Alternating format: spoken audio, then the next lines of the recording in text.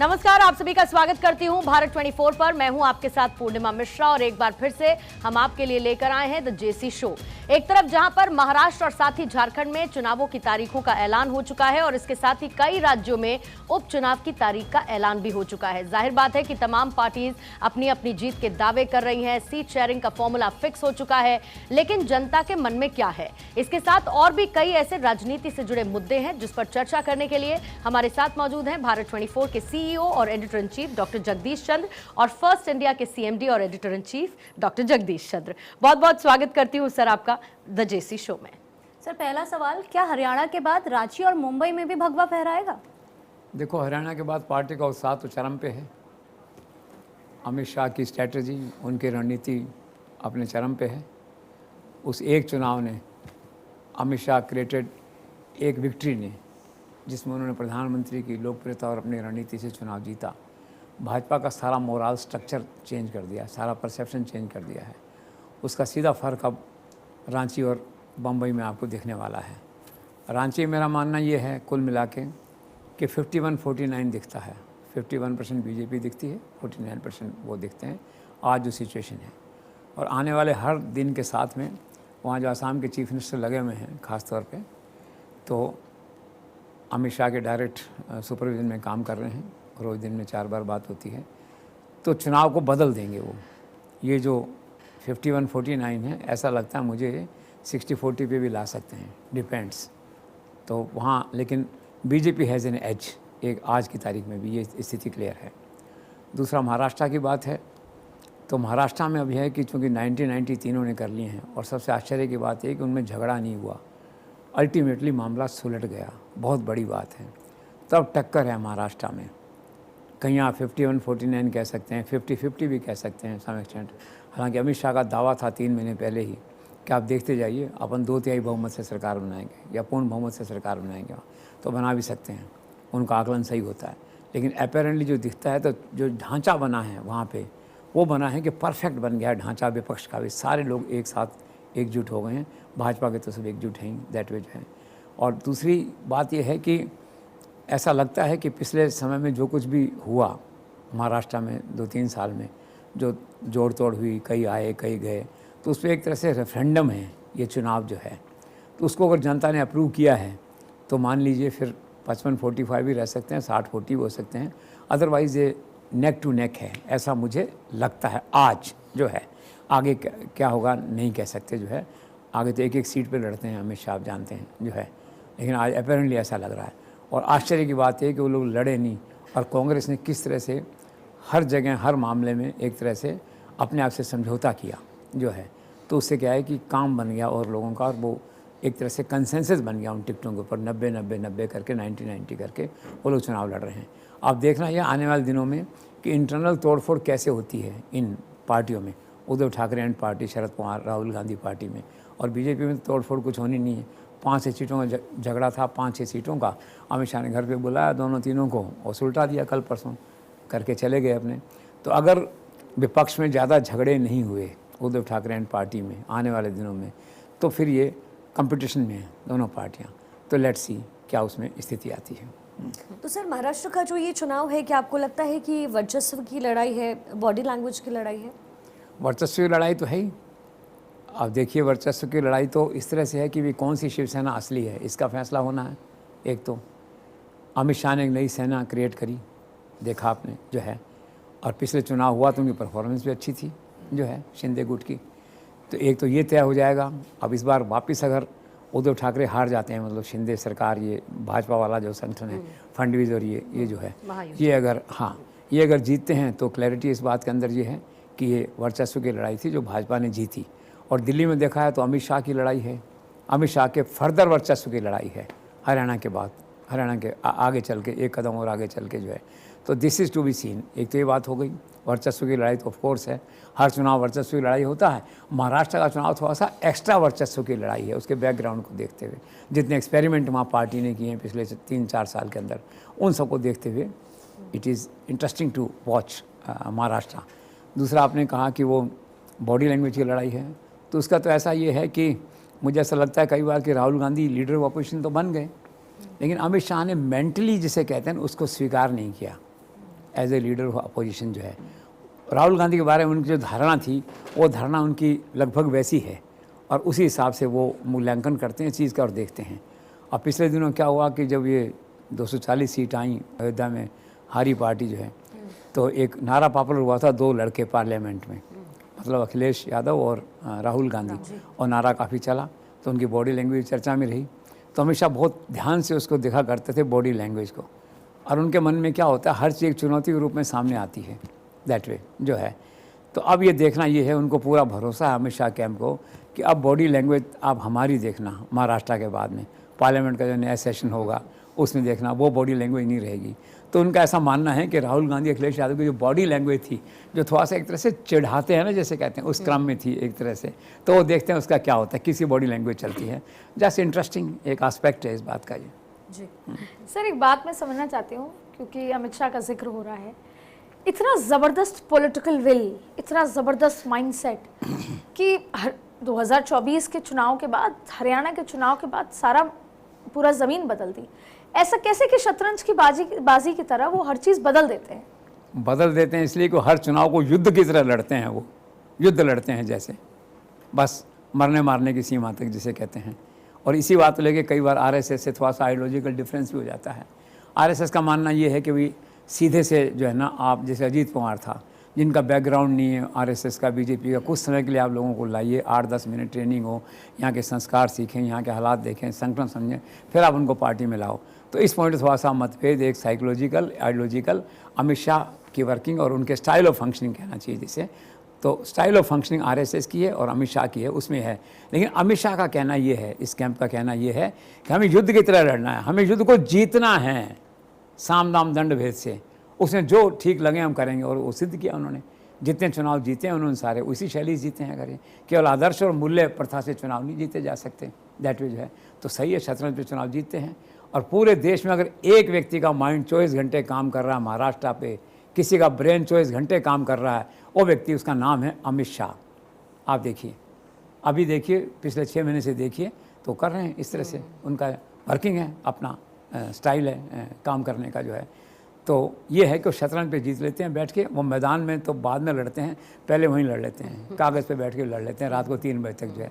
अब ये मुझे पहले मैं नरेंद्र मोदी के बारे में सोचता था कब सोते होंगे, अब मैं इनके बारे में सोचने लगा हूँ कब सोते होंगे। क्यों, कोई तो 2:30 बजे आता है, किसी का मुझे 2:30 बजे बुला लिया, कोई कहता मैं 2 बजे लौटा वहाँ से, और तो सोए कब फिर पता नहीं। वज़न भी घटाया उन्होंने, पता नहीं कितने किलो वज़न, पहले किसी ने बताया था 8-10 किलो वज़न कितना घट गया, मतलब फिजिकल भी फिट हैं, तो क्या वो भी एक अलग विषय है, मतलब उत्सुकता का जो है। लेकिन ये मैं आपकी बात से सहमत हूँ, वो एक ब्रेन है जो 24 घंटे चलता है, और वो शतरंज की बाजी इतना चुनाव जीतना जानते हैं। अब आगे देखिए महाराष्ट्र झारखंड में क्या होता है। और अमित शाह की बात अपन कर रहे थे, एक बात और इसमें बड़ी इंटरेस्टिंग है कि जो मैंने आपसे कहा ना, वो चेस पे लड़ लेते हैं। अब चेस पे लड़ते लड़ते एक नई पार्टी उन्होंने क्रिएट कर दी कंट्री के अंदर, पार्टी ऑफ इंडिपेंडेंस, निर्दलीय पार्टी जो है, जहाँ देखते हैं हमारा उम्मीदवार नहीं, उनका उम्मीदवार नहीं, फिर जगह खाली है, जैसे कश्मीर में किए थे कुछ। हालांकि ज़्यादा वहाँ घाटी में एक माइंड सेट था, ज़्यादा कामयाब नहीं हुआ एक्सपेरिमेंट जो है, हरियाणा में कामयाब हुआ वो। तो निर्दलीय विभाग एक अलग से उन्होंने बना लिया है कि कहाँ निर्दलीय खड़े करने हैं, 3, 4, 5 कैसे करने हैं, फिर उनको कैसे सिस्टम बनेगा, क्या कैसे होगा, रिसोर्सेज कैसे होंगे, सारा जो है। तो इस एक उनको श्रेय हमेशा जाएगा इस बात का, युद्ध के नाते, योद्धा के नाते, युद्ध को जीतने के लिए उन्होंने कांग्रेस भाजपा इसके अलावा नई पार्टी खड़ी कर दी, उसका नाम है निर्दलीय पार्टी। सर एक सवाल है मुझसे जो आप अलाउ कीजिए, क्योंकि थोड़ा रिस्की सवाल है। सर कुछ लोगों का मानना है कि अमित शाह से बात करने से पहले 4 बार सोचना पड़ता है, वो हमेशा गुस्से में नजर आते हैं। एक्चुअली क्या है, मुझे वैसा लगता था, पर मैंने एक बार एक गुणी आदमी से पूछा, उनके करीब के आदमी से, कि ये क्या है, ये क्यों ऐसे रहते हैं, मतलब एक डर खौफ उनको देख के क्यों आता है, या गुस्से में क्यों दिखते हैं वो। तो उन्होंने कहा कि नहीं, उनका कहना यही कि मैं हूँ ही ऐसा, मेरा चेहरा ही ऐसा है, मैं गुस्से में नहीं रहता। मैं गुस्से में केवल तब आता हूँ जो कोई राष्ट्र द्रोह की बात करता है, राष्ट्र के विरोध की बात करता है, क्योंकि ये तो फैक्ट है ना। अमित शाह इस कंट्री में अगर 3 लोग राष्ट्रभक्त हैं, मान लो नरेंद्र मोदी, अमित शाह, मोहन भागवत, इन ए वे जो है, तो अमित शाह उसमें से एक हैं, सबसे बड़े राष्ट्रभक्त जिसे कहना चाहिए वो हैं। उनको बर्दाश्त नहीं होता, आप पाकिस्तानी कोई बात करेंगे या कोई घुसपैठी की बात, आतंक की बात करेंगे तो गुस्सा आएगा उनको निश्चित तौर पर है। अदरवाइज़ ये बात है, इज़ वेरी सॉफ्ट, जिन लोगों को उनसे बात करने का मौका मिलता है। लेकिन चेहरा बोहरा कुछ उनका इस तरह का है कि बस वो लगता है कि अरे गुस्से में है नहीं, सर उनको फॉलो करते हैं तो समझ आता है कि वो एक्सटेंसिव ट्रैवलिंग करते हैं हाँ। पूरे देश में। अभी भी आज भी रात को वो बंगाल जा रहे हैं, पूरे देश में ट्रैवल करते हैं, लेकिन कभी उनको विदेश यात्राएं करते हुए नहीं देखा सर। हाँ, यस, वेरी इंटरेस्टिंग।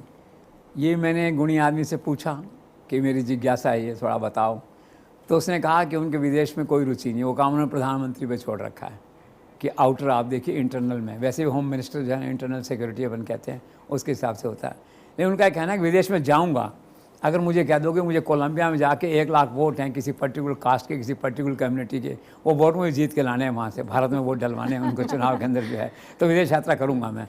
अमेरिका में मान लो 50,000 गुजराती अगर हैं, उनका मुझे वोट करना है और नैन भाई कहेंगे कि यार तुम जाओ इस बार ज़रा वहाँ कुछ करके आओ जाके, तो मैं जाऊँगा और 50,000 में फिर 47-48,000 वोट में डलवाऊँगा बीजेपी को, गुजरात का चुनाव होगा जब जो है। तो विदेश यात्रा का उनका इस तरह का है कि ऐसी कोई जॉब रिक्वायरमेंट होगी, कोई टारगेट होगा तो जाएंगे जो है, अदरवाइज देश से समय नहीं निकलता। सर आपने राष्ट्रभक्त की बात करी, मेरी एक जिज्ञासा है, अभी जब रतन टाटा साहब का स्वर्गवास हुआ तो उस समय एक्स पर उन्होंने एक पोस्ट किया, उस पोस्ट में कहा कि रतन टाटा, अमित शाह द्वारा उस पोस्ट में लिखा गया कि रतन टाटा सबसे बड़े राष्ट्रभक्त हैं जो देश ने खो दिया। इसका क्या मतलब था सर? मतलब अमित शाह का कहना बहुत बड़ी बात है, उन्होंने कहा, और उनके मन में टाटा के प्रति रतन टाटा कितना सम्मान था इसका आइडिया आप देखिए। खुद गए वो उस दिन, उनकी शव यात्रा में शामिल हुए, 2-4 घंटे वहाँ पे रहे। बाद में मैंने जब खोजा तो पता लगा इसका एक कारण ये भी कि रतन टाटा की राष्ट्रभक्ति से बड़े प्रभावित थे वो, और वो ये मानते थे कि बहुत बड़ा राष्ट्रभक्त है। घटना ये थी कि सोमो गाड़ी बनाई थी उन्होंने, पाकिस्तान लेना चाहता था। पाकिस्तान के लोगों ने ताज, जो एक तरह से जो है मुकुट है ताज ग्रुप का, बम्बई में जो है गेटवे इंडिया पे ताज महल, उस पर जो अटैक किया था पाकिस्तान के लोगों ने 26/11, हाँ 26/11 जो है, तो उनके मन में बड़ा भाव था क्रोध का जो है। तो पाकिस्तान का शिष्टमंडल आया तो उन्हें मिलने से मना कर दिया। उससे जो है मुझे मिलना है, मुझे अपनी कार देनी नहीं पाकिस्तान को जो है ये। बाद में फिर कांग्रेस के बड़े लीडर ने, शायद हिमाचल से थे, उनको फ़ोन किया कि बिजनेस का मामला है, बिजनेस में राजनीति कहाँ से, आप मिलो इन सब से। उन्होंने कहा नहीं, पाकिस्तान के लोगों को मैं कार नहीं दूंगा। और फिर गुस्से में रतन टाटा ने कहा कि I am ashamed but you are not with this thing. और एक घटना जब अमित शाह को मालूम पड़ी तो बड़े प्रभावित हुए इस बात से कि एक ऐसा बिजनेसमैन है जो बिजनेस ही नहीं करना चाहता, राष्ट्र विरोधी, शत्रु राष्ट्र से किसी से। बहुत बड़ी बात है ये आज के ज़माने में। इसलिए फिर उन्होंने कहा कि ये जो है ये राष्ट्रभक्त थे और गए उसके संस्कार में, दाह संस्कार में गए। सर भाजपा के नए अध्यक्ष की नियुक्ति में अब क्या है लेटेस्ट अपडेट? लेटेस्ट ये है कि एक तो आरएसएस का बार्गेन ख़त्म हो गया। जो पहले बात आती थी Sanjay Joshi, Vasundhara Raje, Shivraj Chauhan and so on बात आती थी, हरियाणा ने बाजी पलट दी। और ऐसा मैंने सुना है कि हरियाणा में चूँकि आरएसएस का भी रोल था, सरकार बनी, उन्होंने मन को समझाया कि अगर सरकार नहीं बनेगी तो हम भी क्या करेंगे।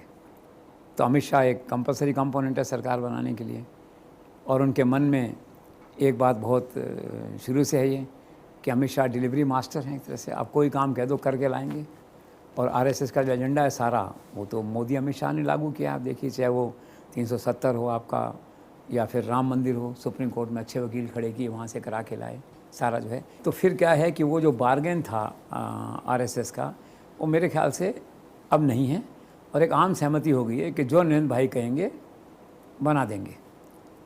और नरेंद्र मोदी जब कहेंगे तो अमित शाह इनबिल्ट हैं उसके अंदर, उस बातचीत के अंदर, आप ये मानिए। तो अब मैंने सुना है कि धर्मेंद्र प्रधान के नाम पे शायद आम सहमति हो रही है, क्योंकि ये नाम ऐसा है इस पर कि प्रधानमंत्री भी सहमत हैं और गृह मंत्री भी इस नाम पे सहमत बताए जाते हैं। एक बात चली थी भूपेंद्र यादव की, पहले भी चली थी, तो नड्डा बन गए थे। अब भी शायद एक नाम आया तो ऐसा सोचा जा रहा है कि वो सरकार में ज़्यादा अच्छा काम कर रहे हैं एक तरह से जो है, तो वहीं ठीक है। और महाराष्ट्र की जिम्मेदारी दी है, और जिम्मेदारियां उनको पार्टी बहुत देती रहती है। तो फुल फ्लेजेड पार्टी का जो काम है, ऐसा लगता है मुझे कि शायद धर्मेंद्र प्रधान के नाम पे सहमति के, आप तो मैंने कहा ना, यही लोग तय करेंगे। आरएसएस वाले ये नाम भेजेंगे, वो सुझाव देंगे, तो आप धर्मेंद्र प्रधान के नाम पे आरएसएस को भी आपत्ति नहीं होनी चाहिए, ऐसा मेरा आकलन है।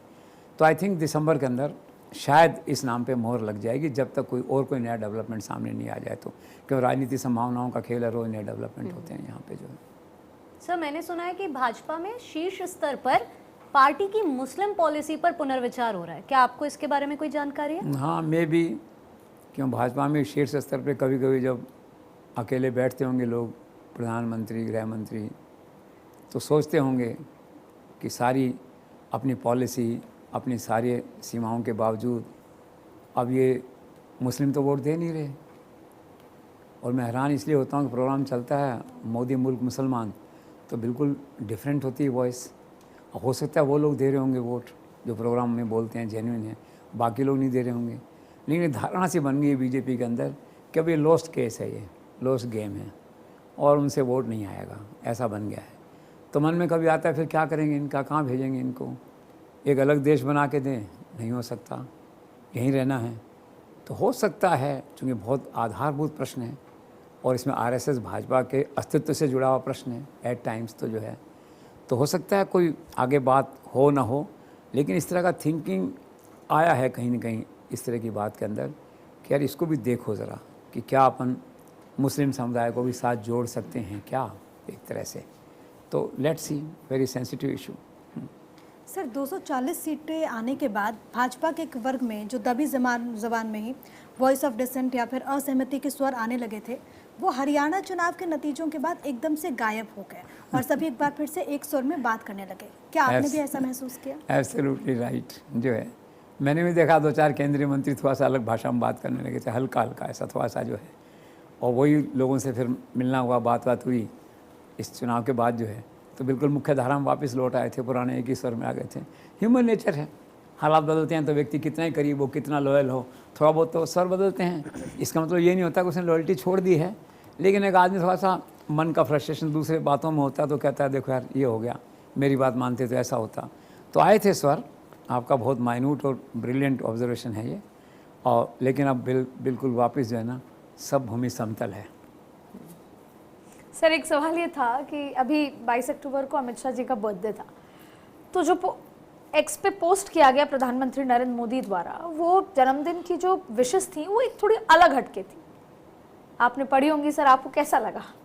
बिल्कुल हटके थी, संकेत भी था उसमें, लेकिन अब संकेत का मतलब क्या हो, वो तो already Amit Shah is the principal trouble shooter with Modi, प्रधान सेनापति with Modi, made for each other, and rather he is the only partner or stakeholder in this government. Rest all are ministers. He is a stakeholder. He is a partner in this government. इससे ज़्यादा तो उन्हें क्या देंगे। लेकिन होता है ना, कभी जन्मदिन आता है व्यक्ति के मन में किसी के भविष्य के प्रति या कोई ऐसा भाव आता है। एक गाना भी ऐसा मैं भूल गया हूँ, कोई रेलेवेंट इससे रिलेटेड होता है कि तुम्हें मैं क्या दूँ दिल के सिवा, समथिंग ऐसा है। हाँ, एक गाना है ऐसा कि तुम्हें मैं क्या दूँ दिल के सिवा जो है। तो वो भाव प्रधानमंत्री का उस दिन कुछ ऐसा था, कुछ एक्स्ट्रा प्यार भावना उमड़ी उससे। नरेंद्र मोदी बहुत सोच समझ के कुछ चीज़ लिखते हैं, बोलते हैं, तो वो था। Amit Shah must be very happy and enthusiastic कि उनके उस कंट्रीब्यूशन को इस तरह से स्वीकार किया गया है। बंद कमरे में तो रोज़ मिलते हैं, घंटों बात होती होगी, लेकिन पब्लिकली इस तरह से स्वीकार किया गया जन्मदिन के उससे। और एक बात और थी इम्पॉर्टेंट, अब जो मैंने कहा ना संकेत, अब संकेत तो क्या कह सकते हैं, बस वो बात है कि भी दिल की बात है, उन्होंने कही उनको जो है। अब आगे जो है एक और बड़ा इंटरेस्टिंग पार्ट था कि नितिन गडकरी ने और उन्होंने राजनाथ सिंह ने डाला, तो उन्होंने किसी एक ने ये भी लिखा कि मेरे साथी अमित शाह। तो थोड़ा उत्साह था लोगों के मन में इस बार अमित शाह के बर्थडे विश करने के प्रति जो है, एक थोड़ा सा मतलब एक अपनापन सा भाव जो होता है थोड़ा सा, वो लीक से हटके थे, वो मैसेज भी थोड़ा सा जो है शिवराज सिंह चौहान का भी था और था। तो गुड, एक अच्छा दिन था उनके लिए, और अच्छा है किसी के लिए अगर उनका बॉस या लीडर ऐसी बात कहे तो सुखद अनुभूति है। सर मथुरा में मोहन भागवत से 1.5 घंटा मिलने के बाद योगी आदित्यनाथ इतने आत्मविश्वास में क्यों हैं? योगी बहुत खुश हैं, इंसान है योगी भी। मन की बात किसी बड़े से कह के आते हैं या मन का निराशा भाव किसी शेयर करके आते हैं तो अच्छा लगता है। फिर कभी कभी आके ये भी सोचते हैं कि यार ऐसा करना था कि नहीं, ह्यूमन नेचर है ना ये तो जो है। लेकिन उनका बड़ा पॉजिटिव रहा वहाँ पे जो है, और मैंने सुना उन्होंने अपने मन की बात कही। और जो हार हुई थी भाजपा की, तो शायद ये कहा होगा कि भाई मेरे हाथ में कमान नहीं थी, टिकटों का वितरण मेरे हिसाब से नहीं था, और कुछ all is not well visa विज़ centre, ऐसा मान लो। थोड़ा बहुत जो है दबी ज़बान में इशारों में कहा होगा, कि जब योगी कहीं जाते हैं तो दोनों डिप्टी चीफ मिनिस्टर दिल्ली चले जाते हैं, या कुछ ऐसा है कि जो कोऑर्डिनेशन है between deputy CM and CM वो प्रॉपर नहीं है, तो शायद उन्होंने वो मुद्दा उठाया होगा। लेकिन एक अच्छी बात ये हुई कि पहले बीच में काफ़ी ऐसी स्थिति हो गई थी, ओपनली कुछ हल्की फुल्की बगावत सी स्थिति आने लगी थी और ऐसा इंप्रेशन था कि इन लोगों को शायद दिल्ली से प्रश्न है, लेकिन वो बात ख़त्म हो गई एक झटके में। अमित शाह ने ख़त्म कर दिया, प्रधानमंत्री ने ख़त्म कर दिया उसको, और सारी पार्टी एकता के सूत्र में बंधी हुई आज जो है। और मैंने सुना है कि अब जो टिकटें यूपी में हुई हैं तो शायद योगी का निश्चित से रहा होगा, लेकिन Yogi is a happy man after meeting Mohan Bhagwat. होता ही है, आप बड़े आदमी से मिल के आते हैं, एक ही विचारधारा के व्यक्ति से मिल के आते हैं, और आज तो योगी के मन की मुराद पूरी कर दी मोहन भागवत के जो डेपुटी हैं। तो उन्होंने आज ये बाकायदा जो योगी का स्लोगन था इलेक्शन में था कि बटेंगे तो कटेंगे जो है, उन्होंने उसका एंडोर्स कर दिया आरएसएस ने as a party, as a organisation. तो आज तो योगी के लिए जश्न का दिन है, पॉलिटिकली एक तरह से मन का उत्साह है। और बाकी तो ये है कि प्रधानमंत्री अपनी जगह हैं, गृह मंत्री अपनी जगह हैं, यहाँ तो सबको दस्तक देनी है, आके सबको नमस्ते कहना है, आते हैं लोग सब जो है। लेकिन योगी मतलब एंथुजियास्टिक है मोहन भागवत के बाद, और आज ये जो घटना हुई आरएसएस वाली, और इस पे किसी को, इसमें अमित शाह भी सहमत होंगे। नारा जो है ये तो उसी पार्टी की जो मुख्य धारा है या जो आइडियोलॉजी है उससे मेल खाता है एक तरह से जो है। सहयोग की बात है कि योगी ने दिया और आरएसएस ने उसको एंडोर्स किया publicly. It is an important development and that's all. Sir, इन दिनों प्रधानमंत्री ने कई बार अपने भाषण में 125 दिन की उपलब्धियों का जिक्र किया है। ये 125 दिन की उपलब्धियां क्या हैं सरकार की? वास्तव में अद्भुत हैं, उनसे भी रहा नहीं गया, तो उन्होंने भी इसका जिक्र किया एक दो पब्लिक मीटिंग्स के अंदर जो है। क्योंकि जो सफलता अप्रत्याशित होती है, अद्भुत होती है, आउट ऑफ प्रपोर्शन होती है, तो मन करता है इससे शेयर करें, देश के लोगों से शेयर करें। तो उन्होंने कहा कि 3 करोड़ तो पक्के मकान बन गए गरीब लोगों के लिए। आप देखिए इसमें जो है किसानों को 21,000 करोड़ रुपए एक झटके में ट्रांसफ़र हो गया। 70 साल से उम्र के ज़्यादा लोग थे, उनकी निःशुल्क मेडिकल जो सुविधा है वो वहाँ पे हो गई, और कुछ ऐसी योजनाएं थीं जो वो सारी हो गई वहाँ पे। तो 125 दिन कुछ नहीं होते, उसमें हरियाणा का चुनाव भी है, झारखंड भी है, महाराष्ट्र भी है, देश विदेश की यात्राएं भी हैं, इसके बावजूद आप करो उसको, तो उपलब्धि है एक अच्छी, उसको उन्होंने जनता से शेयर किया। जी सर, प्रधानमंत्री मोदी ने इन दिनों अपनी लगभग जितनी भी बड़ी उनकी योजनाएं होती है, कार्यक्रम होता है, उनकी समीक्षा के लिए शिवराज सिंह चौहान को कहा है। अब इस पूरे डेवलपमेंट को आप कैसे देखते हैं? Is a very important development. ये चाहे क्लैरिकल डेवलपमेंट हो, ब्यूरोक्रेटिक डेवलपमेंट हो, तो भी इम्पॉर्टेंट है। प्रधानमंत्री के दफ्तर में किसी को एक्सेस देना अदर देन अमित शाह इस सरकार में is slightly different, a new development. और देखा जाए तो लोकतंत्र के लिए अच्छा है कि प्रधानमंत्री अपने दफ्तर को भी अपने सीनियर कुलीग से शेयर कर रहे हैं, एक्सेस दे रहे हैं उनको वहाँ पे। तो कमेटी बनी है, उस कमेटी में अध्यक्ष हैं वो। एक मीटिंग शायद पीएमओ में हो चुकी है और हो जाएंगी। काम तो सब अफसर ही करते हैं, वही पुटअप करेंगे सारा, लेकिन एक मान सम्मान देने की बात होती है जो है। तो नरेंद्र मोदी ने शिवराज सिंह चौहान को, जिनके लिए कहा जाता है कि थोड़ा बहुत वो वॉइस ऑफ डिसेंट हैं कि नहीं पता नहीं, कहा जाता है, तो उसके बावजूद जो है उनको वहाँ एक्सेस देना, दफ्तर में कमेटी का चेयरमैन बनाना बड़ी बात है। नरेंद्र मोदी का बड़प्पन है, और जिसे कहना चाहिए कलेक्टिव रेस्पॉन्सिबिलिटी और डेमोक्रेटिक सेटअप में एक अच्छा डेवलपमेंट है। सर, श्रीनगर में मनोज सिन्हा और दिल्ली में मोदी और अमित शाह के साथ अब्दुल्ला परिवार की जो निकटता बढ़ रही है, उसको आप कैसे देखते हैं? और क्या अगले कुछ दिनों में प्रधानमंत्री जम्मू कश्मीर को पूर्ण राज्य का दर्जा लौटा देंगे? एक अच्छा डेवलपमेंट है, नेशनल इंटरेस्ट का डेवलपमेंट है, पॉजिटिव डेवलपमेंट है। और सबसे अच्छी बात यह है कि जो आशंका थी टकराव की, वो आशंका अभी तो दूर हो गई एक बार। तो पहले चरण में तो आशंका थी राज्यपाल काम नहीं करने देंगे, Abdullah will not behave, confrontation होगा, Kejriwal model will be repeated in Kashmir, मतलब केजरीवाल मॉडल ऑफ कन्फ्रंटेशन एक तरह से वो होगा सारा। लेकिन अब्दुल्ला ने संभाला, शुरू में बड़ा अच्छा रेस्पॉन्स दिया, और यहाँ तक कि कश्मीरी विस्थापितों का मुद्दा भी उन्होंने उठाया और सहायता देने के लिए हाथ आगे बढ़ाया, और बड़ा अच्छा लगा। और मतलब इन ए वे उनका जो कंडक्ट था इतना इम्प्रेसिव था, तो उससे ये इम्प्रेस हुए यहाँ पे लोग जो है मोदी अमित शाह। तो राज्यपाल को मैसेज गया कि लाएंगे प्रस्ताव, मान लो भाई। तो प्रस्ताव लेके गए, राज्यपाल ने 2 घंटे में मान लिया, यहाँ भिजवा दिया। अब एक शिष्टाचार होता है कि किसी को पुरस्कार देना है तो कटसी के नाते आगे चल के भी थैंक यू कह के आओ, बाद में तो आएंगे ही। तो थैंक यू कहने एडवांस में ही, और वो चिट्ठी एक औपचारिक सी होती है लेके यहाँ पे आए वो अमित शाह से मिले, प्रधानमंत्री से मिले। और सबसे बड़ी बात यह है कि अमित शाह जो अदिति कह रही थी कि मुस्कुराते कम हैं, दिखते ऐसे हैं, वो तो बहुत अच्छे मुस्कुराए अमर अब्दुल्ला के साथ। ये फ़ोटो भी चर्चा में रही कि थोड़ा सा लीक से हटके उनकी मुस्कुराहट थी। तो बहुत अच्छी बात है, मैं कहता हूँ। वो बच्चे हैं कश्मीर में, आप ही के हैं, उनको प्रमोट करो, आगे बढ़ाओ। राज तो उन्हीं को करना है वहाँ। हट जाएंगे फिर राष्ट्रपति शासन, कोई सेंस नहीं है। बस ये है कि आपका कंसर्न है कानून व्यवस्था बनी रहे, दैट्स ऑल।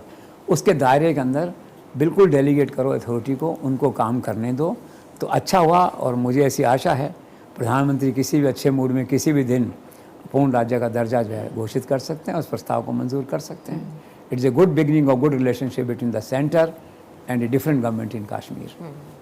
सर, इसी से जुड़ा हुआ सवाल है कि आखिर इस बार जम्मू कश्मीर विधानसभा में पूर्ण राज्य का दर्जा दिए जाने का प्रस्ताव पास कराते वक्त मुख्यमंत्री उमर अब्दुल्ला ने धारा 370 की वापसी का जिक्र नहीं किया, आखिर क्यों? विजडम, पॉलिटिकल फोरसाइटनेस, दूरदर्शिता। वैसे तो उन्होंने बैठक से पहले इशारा दे दिया था कि 370 तो लौट नहीं सकता। अमित शाह के शब्द याद करो, nobody can bring back 370, nobody on this earth. वास्तविकता है, हो नहीं सकता था। उसको स्वीकार किया उन्होंने। और अभी उनकी एक्सेप्टेबिलिटी पब्लिक में ऐसी कि पब्लिक से कोई प्रोटेस्ट नहीं आया उस बात का कि आपने वादा किया था चुनाव में, आप वादे से पीछे हट रहे हैं। कोई नहीं बोला वहाँ पे जो है। तो जनता भी समझती है इस बात को कि नहीं हो सकता वापस जो है। तो पॉलिटिकल विजडम है अब्दुल्लास की, और इसीलिए ये रिश्ता इतना अच्छा आगे बढ़ रहा है कि पूर्ण राज्य दर्जे का जो प्रस्ताव है अब्दुल्लास का, शायद प्रधानमंत्री उसको मानने वाले हैं। सर, अभी कुछ दिन पहले वाराणसी में काची कामकोटी पीठ के शंकराचार्य शंकर विजेंद्र सरस्वती स्वामीगल ने जो जमकर तारीफ की है प्रधानमंत्री की, उसे आप कैसे देखते हैं? ये थोड़ा एक बड़ा प्लेजेंट डेवलपमेंट था, क्योंकि जब राम मंदिर बना था तो कुछ शंकराचार्य थोड़ा इधर उधर डिफरेंट भाषा में बात कर रहे थे, थोड़ा डाइल्यूट हो गए थे, उससे मतलब था वॉइस ऑफ डिसेंट में आ गए थे। अब बड़े शंकराचार्य का ये कहना वहाँ पे, और बिना किसी चुनाव को सामने रख के कहना, बड़ी बात है। मन का भाव था उनका जो है। तो उन्होंने कहा कि इस देश में जो आम आदमी के समस्याएं हैं, आम आदमी के मन में, उसको नरेंद्र मोदी समझते हैं। और एनडीए सरकार आम आदमी की समस्याओं को हल करने के लिए अच्छा काम कर रही है। इससे बड़ा सर्टिफिकेट एक कॉमन व्यक्ति का या एक शंकराचार्य का और अच्छे से क्या हो सकता है। फिर उन्होंने उसका जिक्र किया बद्रीनाथ केदारनाथ में जो सब इंफ्रास्ट्रक्चर आप देखिए कैसे क्या कायाकल्प हो गया सारा वहाँ पे जो है। तो अच्छा लगा। नरेंद्र मोदी मन में मुस्कुराए होंगे बैठ के कि देखो सच एक न एक दिन तो सामने आता है। तो आ गया सामने वो एक तरह से। Good development, positive. Sir, Kashmir में नई सरकार के गठन के बाद आतंकवाद की जो नई लहर आई है उसे कैसे कंट्रोल करेंगे मनोज सिन्हा और उमर अब्दुल्ला? वो चिंता का विषय है। उसमें टोटल सपोर्ट केंद्र का चाहिए होगा वहाँ पे इस काम के लिए, क्योंकि वो छुटपुट नहीं है। वो पाकिस्तान से इंजीनियर्ड है और मे बी रिमोटली चाइना से भी हो थोड़ा बहुत इशारा, तो कोई बड़ी बात नहीं है उसका, चाइना पाकिस्तान का दैट वे जो है। और ये लोग ये सिद्ध करना चाहते हैं एक तरह से फ्रस्ट्रेशन कि जनता भी आपके साथ नहीं है, जनमानस आपके साथ नहीं है। वो गलत है। आप देखो पहले भी कितने 7 लोग मर गए पहली घटना में, फिर 3 आर्मी के लोग कल परसों घायल हो गए, हमला हो गया। ये अच्छे डेवलपमेंट नहीं है कश्मीर के लिए। 2-4 ऐसी घटनाएं और हो जाएंगी तो टूरिस्ट जाना बंद कर देगा, कश्मीर की इकॉनमी फिर बैठ जाएगी वहीं की वहीं, कश्मीर का आम आदमी फिर परेशान होगा। लेकिन आई एम कॉन्फिडेंट कि जो गृह मंत्रालय का सिस्टम काम कर रहा है इतने साल से कश्मीर में, वो सीरियसली इसको लेगा। और जो उसने कहा है मनोज सिन्हा ने, उसने केंद्र के बिहाफ पे कहा होगा कि हम इन सैनिकों की मौत का बदला लेंगे। तो लेंगे। आप देखिए ना, अमित शाह अब वहाँ गए थे छत्तीसगढ़ में, तो क्या क्या आए थे कि इस पर्टिकुलर पीरियड में 1 साल में सब ख़त्म कर दूँगा। और उसके बाद में 32-31 लोग एक साथ हुए, उसमें जो है पकड़े गए, फायर हुआ, मारे गए उग्रवादी जो थे वहाँ पे, टेररिस्ट कहो आप या आतंकी कहो, कुछ भी नाम दे दो, मतलब वो एक ही बात है वो दैट वे जो है। ऐसे कश्मीर में है। तो कश्मीर में ये घटनाएं हुई हैं, ये खराब है, अच्छा लक्षण नहीं है। और केंद्र को भी चाहिए कि और मजबूती से इसको देखे, स्टेट गवर्नमेंट को टोटल और सपोर्ट दें। मनोज सिन्हा को कोई सपोर्ट चाहिए तो और सपोर्ट दें वहाँ पे। ये तो रुकना चाहिए, वरना it will spoil the entire economy of Kashmir. Tourist will skip Kashmir. Sir, एक और बड़ा डेवलपमेंट है उत्तर प्रदेश की 9 विधानसभा सीटों पर उपचुनाव। क्या सोचकर इन 9 विधानसभा सीटों के उपचुनाव पर राहुल गांधी ने अखिलेश यादव को वॉकओवर दे दिया है। ये वॉकओवर मैं इसको राहुल गांधी का स्मार्ट मूव मानता हूँ, क्योंकि वैसे तो विचित्र है कि आप दूसरी पार्टी के चिन्ह पे आप सपोर्ट कर रहे हो। कांग्रेस वाला जो है अखिलेश यादव की साइकिल को वोट देने के लिए सड़क पे कह रहा है भी साइकिल को वोट दो। एम्बेरसिंग है, मान लो। लेकिन स्मार्ट मूव इसलिए है कि राहुल गांधी को एक बात समझ में आई हुई है कि हम इकट्ठे होकर ही भाजपा को हरा सकते हैं या कंट्रोल कर सकते हैं। ये बात समझ में उसकी आई हुई है और ये गुरु मंत्र उसको किसी ने दे दिया है। वो फेल हो जाता है, हरियाणा में जैसे फेल हो गया, तो इसलिए कि ओवर रूल हो जाता है शायद फैमिली के अंदर, मे बी कुछ ऐसा जो है ये। वरना होता 3-4 सीट तो ज़्यादा लाते कांग्रेस जो है वहाँ पे जो है। तो अब उसने यहाँ देखा यूपी के अंदर कोई लड़ने से कोई सेंस नहीं है, हमें कोई सीट मिलेगी नहीं, वोट बटेगा, बीजेपी विल बी बेनिफिशियरी। तो उसने अपने उसी विजडम को यहाँ पे एक्सटेंड किया और ये कहा कि लोग हंसेंगे कोई बात नहीं, मैं सरेंडर कर रहा हूँ, वॉक आउट दे रहा हूँ, कोई बात नहीं, लेकिन इसका फ़ायदा होगा जो है। तो ये सोच के उसने जो है इसको एक्सटेंड किया है। उनके हिसाब से उनका कंपेलिंग विजनरी मूव है ये। सर 9 से 11 दिसंबर को राजस्थान में जो राइजिंग राजस्थान इन्वेस्टर समिट का आयोजन हो रहा है, कहा जा रहा है कि उसमें लगभग 15 लाख करोड़ से ज़्यादा का इन्वेस्टमेंट आया है। क्या आपको लगता है कि अब राजस्थान की तस्वीर एक अलग तरीके से बदलेगी? बिल्कुल बदलेगी। 15 लाख करोड़ आया है और आप देखिए 3 लाख करोड़ तो एक दिन में ही आ गया। यूए के मिनिस्टर आए थे साइन करने के लिए, सोलर और दूसरे प्रोजेक्ट्स वो काम वहाँ पे हैं, और इंडस्ट्रीज कमिश्नर हैं अजिताभ शर्मा। तो मैंने अखबार में देखा तो मिनिस्टर भी थे, सीएम भी थे वहाँ पे, सब जो है एक अच्छी टीम मुख्यमंत्री ने वहाँ पे बना ली है, जिसमें चीफ सेक्रेटरी हैं सुधांशु पंत हैं, सीएमओ के बड़े अफसर शेखर अग्रवाल हैं, अजिताभ शर्मा हैं, इंडस्ट्री सेक्रेटरी हैं, और आसपास के लोग हैं, सीएम की लीडरशिप है। तो ये हिट हो गया। अभी सीएम गए थे दिया कुमारी के साथ, वहाँ पे डिप्टी सीएम है इनके साथ, अभी जर्मनी और लंदन जाके आए थे। इससे पहले अफसर गए थे, सिंगापुर गए थे। और तो उम्मीद नहीं थी ऐसा कि राजस्थान में इतना बड़ा इन्वेस्टमेंट आ जाएगा। पहली नई सरकार है, नए मुख्यमंत्री हैं, लेकिन वो आ गया। और सबसे बड़ी बात यह कि चीफ मिनिस्टर ने कमिटमेंट किया है कि मैं अगले 4 साल में इसको धरती पर उतार के दिखाऊंगा आपको एक तरह से। तो आशा की जानी चाहिए कि इतना इन्वेस्टमेंट राजस्थान में अगर आता है तो it will be game changer for Rajasthan, for CM and ultimately for Narendra Modi.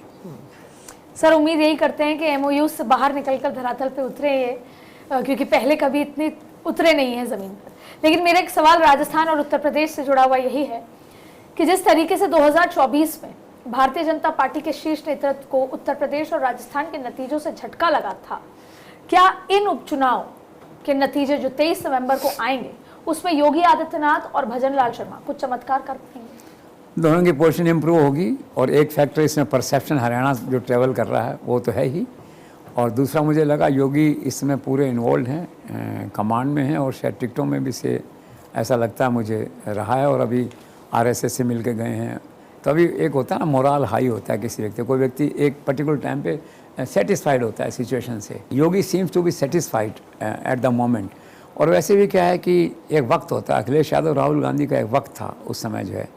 अब मुझे ऐसा नहीं लग रहा उतना किल शायद उस टीम में अभी ऐसा नहीं है।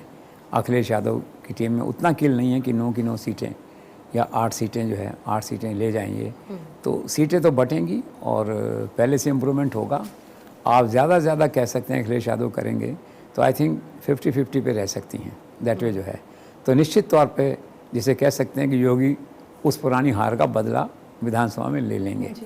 इसी तरह से राजस्थान की बात आप कर रहे हैं।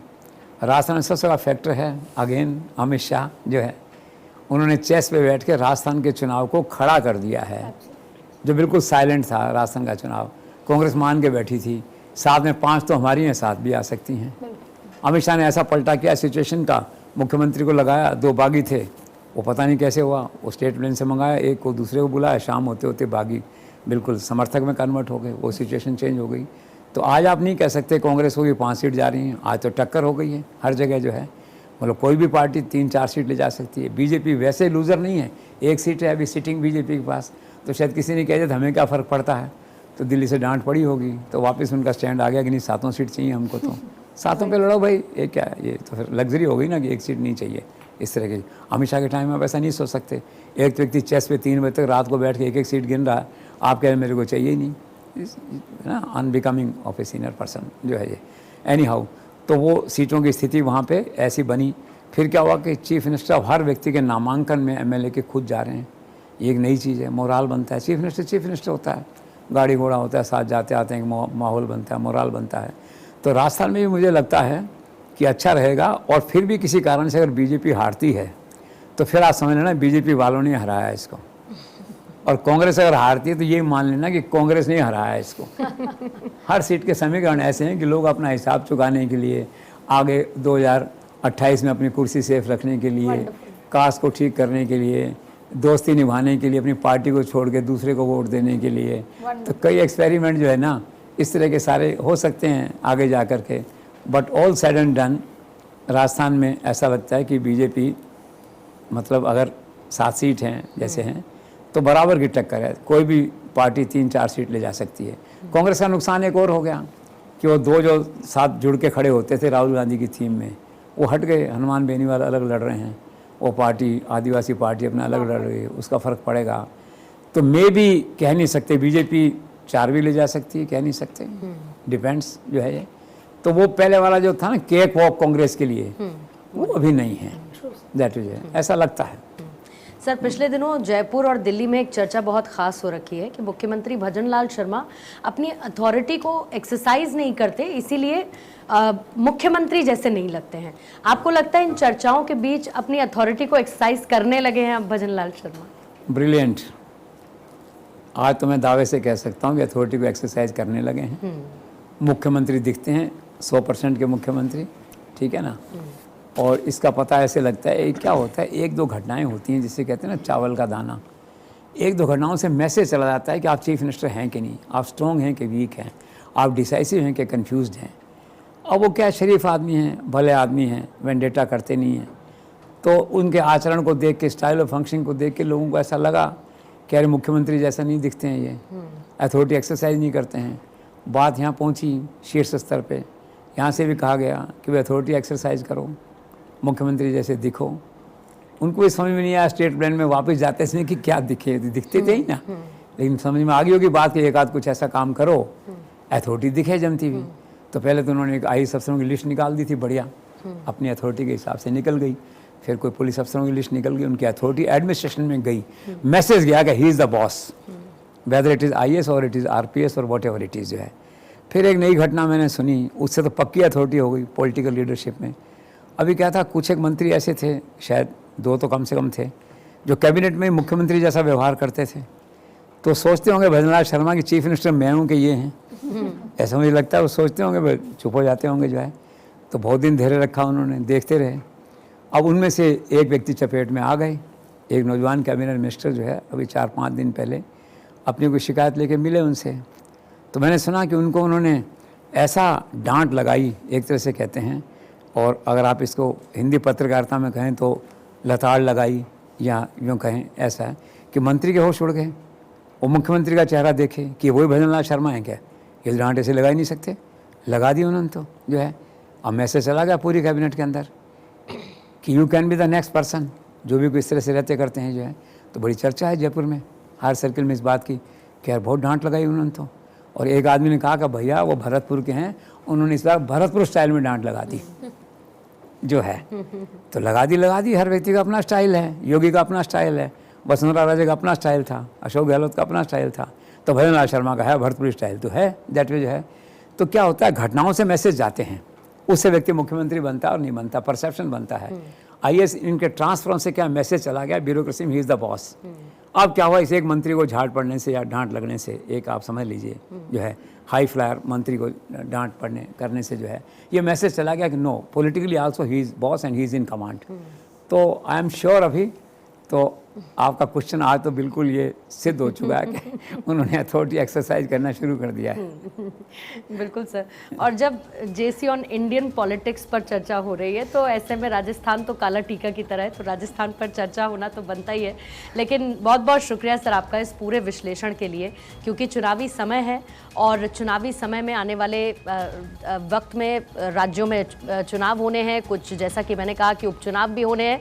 लेकिन कुल मिलाकर ये है कि हरियाणा में जब चुनावी जीत बीजेपी को मिली तो एक परसेप्शन बना है, उसी परसेप्शन को लेकर बीजेपी झारखंड और साथ ही महाराष्ट्र में आगे बढ़ रही है। अब इन दोनों ही राज्यों में बीजेपी अपनी जीत के दावे कर रही है, इंडियन अलायंस अपने साथ और मतभेदों को दूर करने की बात कर रहा है, लेकिन कौन कितना साथ कितना दूर ये चुनावी नतीजों के बाद ही पता चलेगा। एक बार फिर से आपका सर बहुत बहुत शुक्रिया, आपने समय दिया द जेसी शो में, और साथ ही तमाम दर्शकों का भी बहुत बहुत शुक्रिया हमारे साथ जुड़ने के लिए।